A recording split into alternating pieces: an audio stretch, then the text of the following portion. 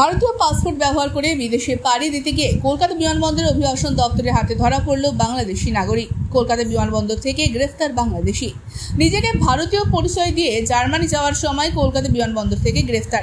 Immigration checking এর সময় জানা যায় ওই ব্যক্তি ভারতীয় পাসপোর্ট থাকলেও আগে তার বাংলাদেশি পাসপোর্ট ছিল। দুই পাসপোর্টে আলাদা আলাদা নাম ব্যবহার করে সে।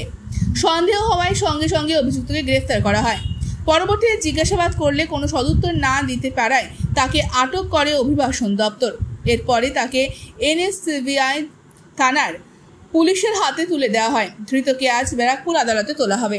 পুলিশ সূত্রে খবর, ওই ব্যক্তি ভারতে বিভাস রায় নামে পাসপোর্ট ব্যবহার করে জার্মানি যাওয়ার চেষ্টা করছিল। অভিবাসন দপ্তরের পাসপোর্ট দেওয়ার সময় দেখা যায় ওই ব্যক্তির কাছে আরও একটি পাসপোর্ট রয়েছে বাংলাদেশের। সেখানে তার নাম সৌমিক বড়ুয়া। এরপরেই তাকে পুলিশের হাতে তুলে দেওয়া হয়। Bureau report, NM news. আরও খবরের আপডেট পেতে সাবস্ক্রাইব করুন আমাদের ইউটিউব চ্যানেলটি আর বেল আইকনে ক্লিক করুন নোটিফিকেশনস পেতে।